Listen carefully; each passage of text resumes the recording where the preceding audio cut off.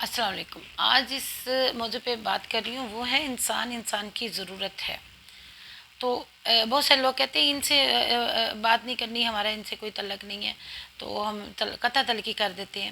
تو یہ نہ کریں، ایسا کچھ نہیں ہوتا۔ انسان جو ہوتا ہے نا، انسان کی ضرورت اس لحاظ سے ہوتا ہے، یہ نہیں ہوتا کہ اس نے کوئی ہمیں پیسے دینے ہوتے ہیں، اس نے کوئی ہمیں گندم دینی ہے، اس نے ہمیں کوئی فائدہ دینا تبھی ہم نے اس انسان کے ساتھ بات کرنی ہے۔ انسان ویسے بیسکلی اللہ تعالیٰ نے ایک دوسرے کو جوڑ کے رکھا ہوا ہے، انسان ایک دوسرے کے ساتھ جڑا ہوا ہوتا ہے۔ ہمیں اگر کوئی ایک بندہ دکھ دے گا تو دوسرا بندہ ہمیں اس وقت ریلیف بھی دے رہا ہوتا ہے۔ اگر کوئی بندہ ہماری خوشی کو کم کرتا ہے یا ٹھکراتا ہے یا توڑتا ہے تو دوسرا بندہ ہماری خوشی کے لیے بہت کام کر بھی رہا ہوتا ہے، اور شکلیں چینج ہو جاتی ہیں۔ اگر آپ کو کوئی ایک بندہ اگر آپ کے لیے نہیں کام کر رہا تو دوسرا بندہ آپ کے لیے اچھا کام کر بھی رہا ہوتا ہے۔ تو بندہ ہی بندے کی ضرورت ہے، بندے کی ضرورت کبھی ختم نہیں ہوتی، کبھی انسان سے دور نہیں رہ سکتا۔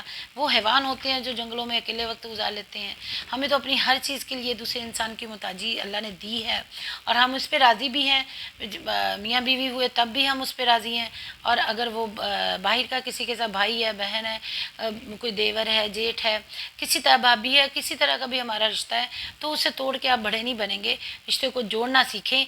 بیٹھ کے ہم نے میٹنگ کی، ہم نے پورا اس کے ساتھ بات کی، اور اس قطع تلقی کے لیے آپ نے میٹنگ کی، قطع تلقی کے لیے آپ نے پوری محفل سجائی کہ ایک بندے کے ساتھ آپ نے قطع تلقی کی، اور اس کے بعد پھر آپ آگے چلے گئے، اور آپ اس کو غم بھی نہیں ہے کہ ہم نے کیا کیا۔ کبھی سوچا آپ نے بیٹھ کے کہ آپ نے جس بھائی ہے، بھابھی ہے، یا کوئی اور رشتہ ہے، آپ کی بہن ہے، کوئی ہے، تو اس رشتے نے آپ سے جو کون سی بات کی تھی، اس کے جواب میں آپ نے کون سا اس کو مطلب بیٹھ کے میٹنگ کر کے اس کا قطع تلقی کر کے، اور آپ کیا ثابت کرنا چاہتے ہیں کہ آپ بہت اچھے ہیں، انسان کے بغیر چلتا ہی نہیں ہے کچھ بھی۔ اچھا، اس میں چینج آ جاتا ہے، کبھی آپ کی ایک بھائی سے لڑائی ہوگی تو دوسرے سے صلح ہوگی، دوسرے سے تیسرے سے ہوگی، لیکن اس قطع تلقیوں کے اس لیول تک نہ لے کے جائیں کہ دوبارہ زندگی میں وہ بات ہی نہ کر سکیں۔ میں کہتی ہوں بندہ اکثر لوگوں کو ہم اپنی مرنے پہ، میتوں پہ ملتے ہیں، رشتہ دار جو لڑائیاں ہو جاتی بہن بھائیوں میں۔ اس میں یہ بھی اکثر لوگ کہتے ہیں کہ خون کے رشتوں میں اگر لڑائی ہو جائے تو وہ میتوں پہ ملتے ہیں جا کے، تو ایسا تو کچھ نہیں ہونا چاہیے، پہلے مل لینا چاہیے۔